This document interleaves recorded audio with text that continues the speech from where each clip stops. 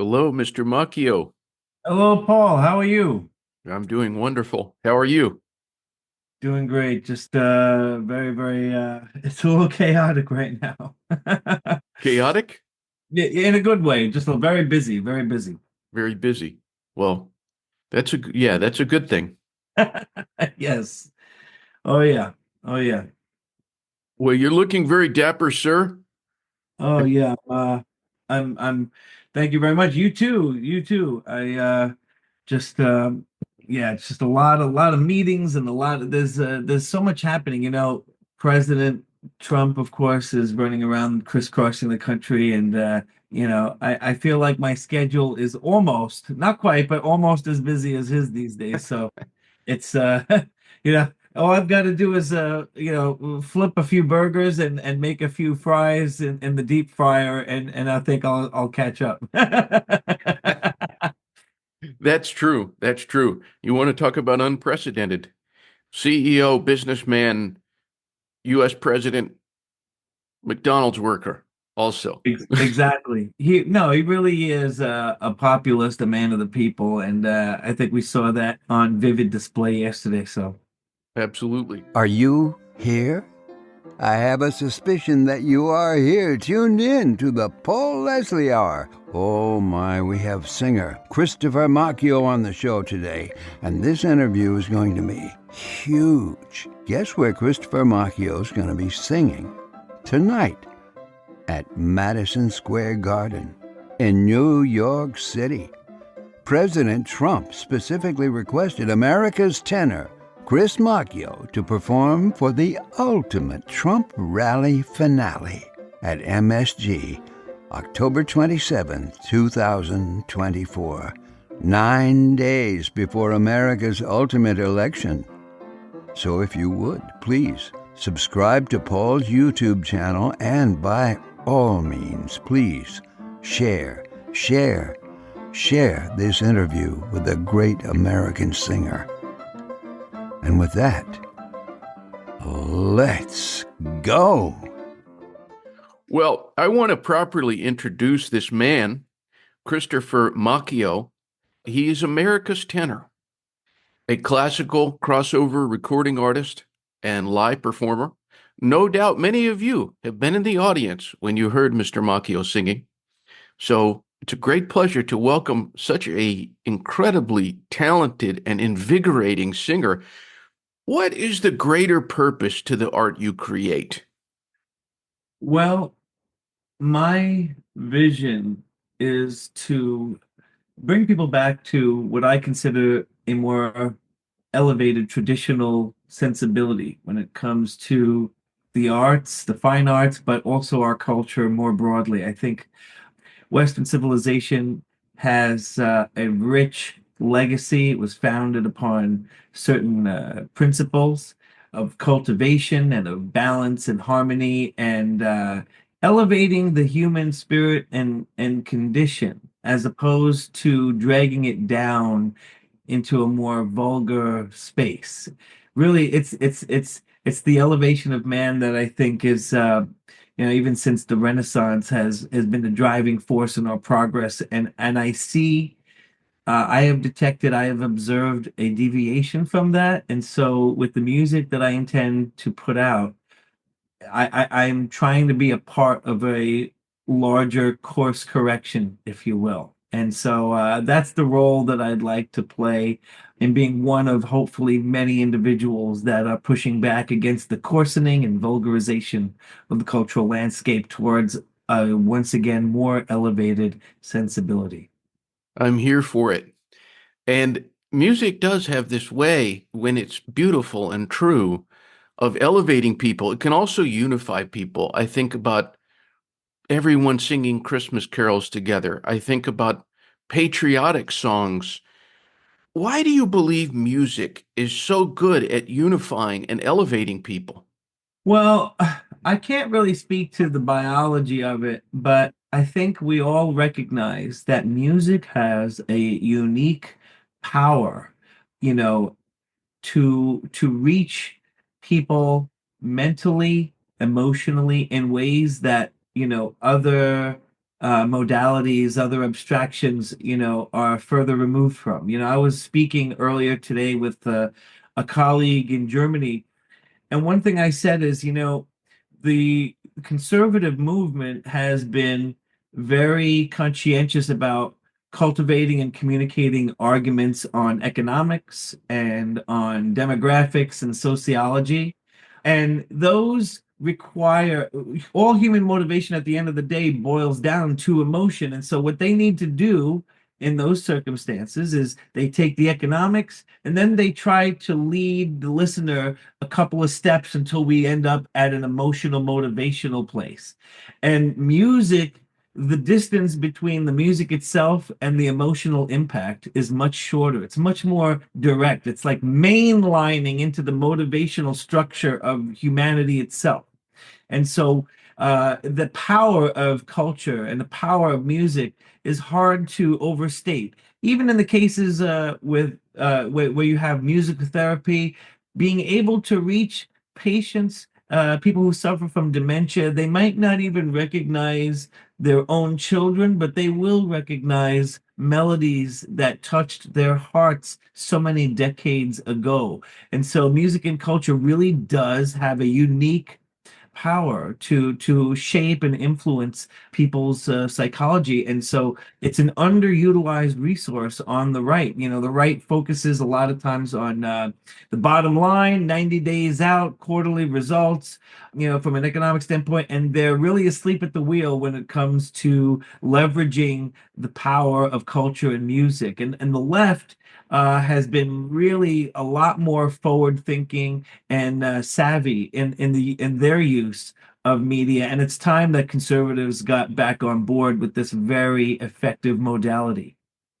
How interesting. And it's interesting that so many people in the arts and entertainment world would even shy away from saying a word like conservative, let alone mention somebody like Donald Trump. You've been able to share the stage with our 45th president. When you have an occasion like that, is it business as usual? Are you able to just be the singer that you are, or what is that like for you?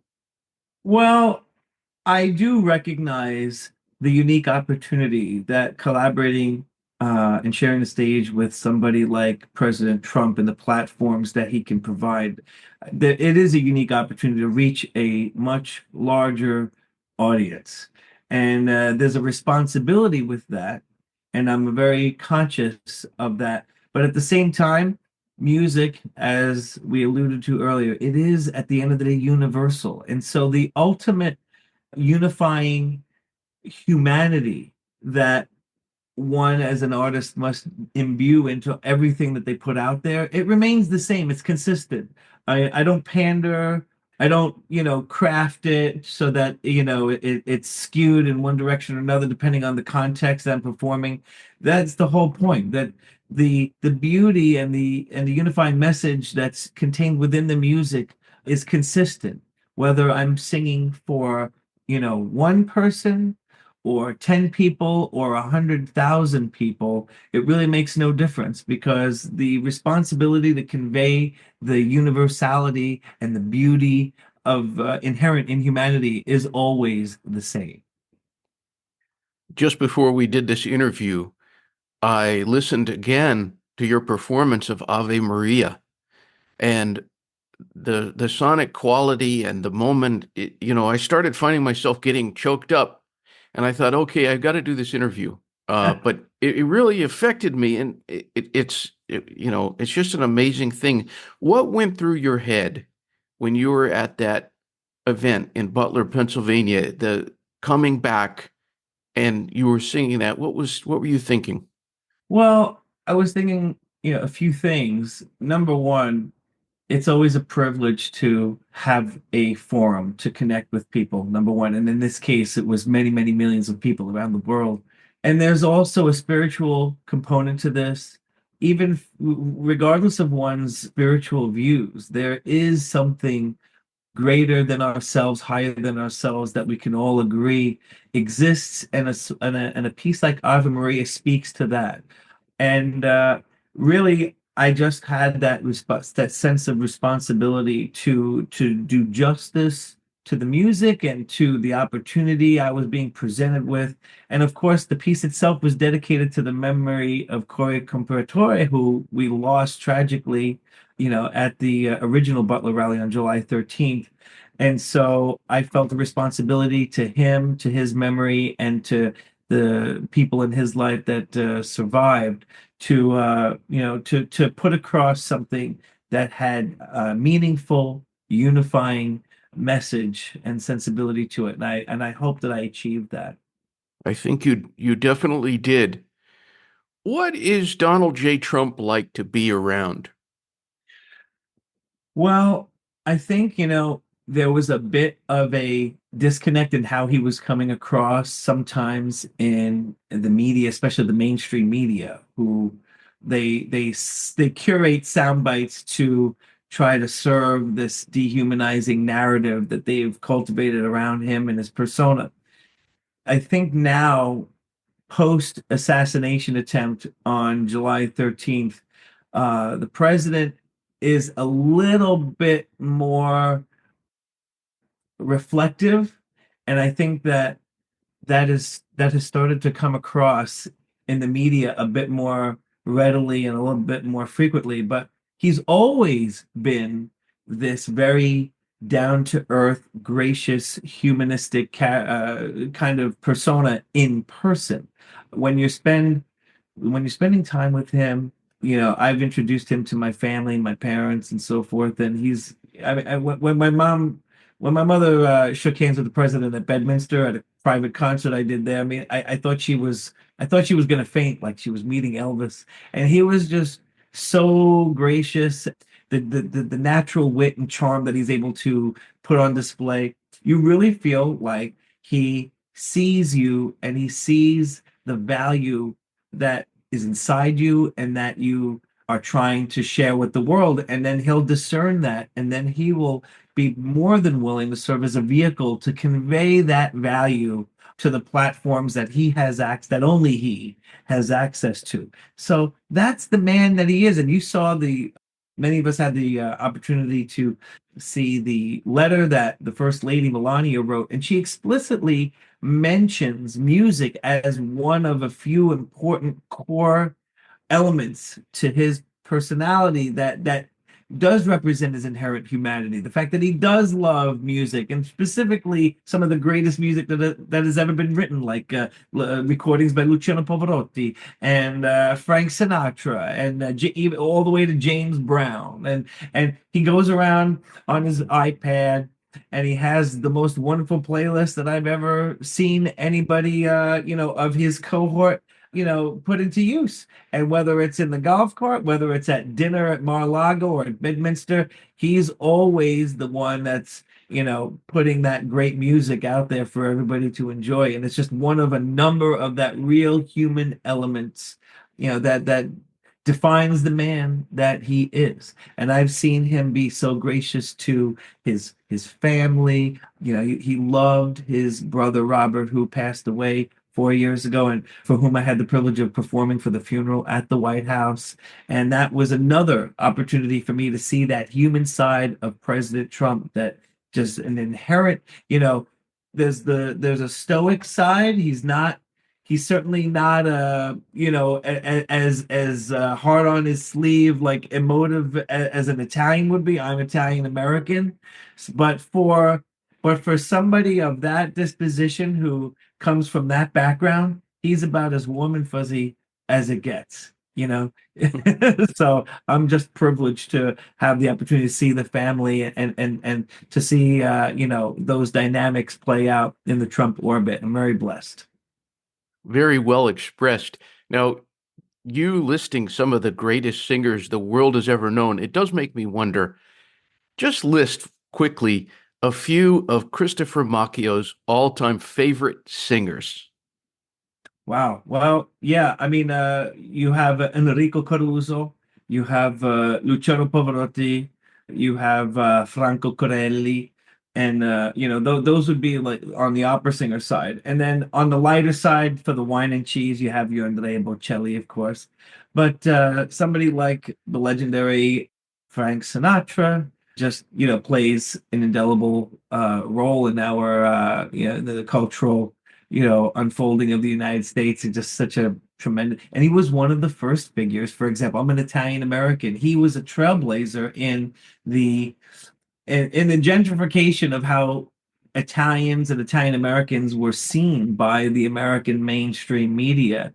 He was one of the first figures to really break through in that regard. So he also occupies a very special place. But my personal musical taste, it's rather eclectic. So of course, there's a lot of a wide range of music that for which there is the appropriate time and place. But I think those figures, oh, and I would be remiss if I didn't also mention the late great Mario Lanza, who was a crossover figure from the 1950s, did a lot of movies, and he was trained in opera, and he also did the kind of pop songs as well. And he is a figure that has been, somewhat forgotten, I think. And it's one of my missions to do a Broadway play and a Hollywood feature film, a picture depicting the life of Mario Lanza. And it's funny because he happens to be a figure that would serve, that I'm particularly suited for, because Mario Lanza did a film called The Great Caruso, where he portrayed that, one of the original great recording artists of all time, Enrico Caruso, in the turn of the last century. So for me to have the opportunity to revisit that and say, okay, I could play Mario Lanza playing Caruso. So kind of like a meta tenor figure, if I were to do a Hollywood picture depicting. So it would be my opportunity to pick a couple of my heroes, in one project. And I would love that opportunity. Absolutely. Very, very interesting stuff. Now, you mentioned Frank Sinatra there, Yeah. and he recorded a song and performed a song, The House I Live In.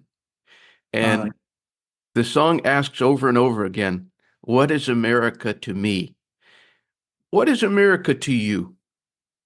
well, I see the United States as the most broad and perfect representation of Western civilization. It's basically a place where you can amalgamate and synergize all of the different resources that the cultural legacy we've been bequeathed by Western civilization. We can now leverage that into the future. We've got immigrants from all over Europe and also from all over the world. But you know, my opinion is that the world as it exists today does so because principally because of the European dissemination of a certain type of civilization globally. And I think the rest of the world outside of that can contribute some interesting dimensions to that, but best filtered through this Western prism, which I think if there was at one time a kind of battle of civilizations and which is going to win out, which paradigm is going to best serve humanity more broadly, I think we've settled on the reality that the European perspective on things is it provides the best, most useful balance for that, even on a global basis. Everybody out there, be sure and follow Christopher Macchio on Instagram. Chris Macchio, that's Macchio, and it's ChristopherMacchio.com, right? Yes, sir. Any words before we say goodbye here for our listeners? Well, I would just encourage them to take a moment and take stock of the choice that we have, not just on November 5th, but also as a culture, as a people. What kind of values do you feel served humanity over the last 3,000 years? And which path is better? Taking what has worked best of those values and then making some, modest adjustments as we move forward into the future? Or does it make more sense to throw out the proverbial baby with the bathwater and try and to have the hubris to try to start from scratch with abstractions that have no relationship to who we are, where we evolved from, and try to come up with something completely unnatural to replace everything that has worked up until this point? I would implore each person to really, consider these two disparate options and to make what I consider to be the obvious choice, which is to respect and build upon the rich legacy that we have been bequeathed and to move forward into a brighter future along those lines and consistent with that ethos. Well, Mr. Macchio, thank you so much. A great pleasure and privilege to talk. Thank you so much for doing what you do, and God bless you. God bless you. All right. Until next time. You got it. Thank you so much. All right. Thank you. Take care. God bless. Bye. Bye-bye. We thank you and appreciate you dropping in for the Paul Leslie Hour today. You can help the Paul Leslie Hour in our mission to provide independent media content like this by visiting www.thepaulleslie.com/support. We truly thank you. This is your announcer speaking. Performance of The Entertainer intro song and Corina Corina outro song, courtesy of John Primorano.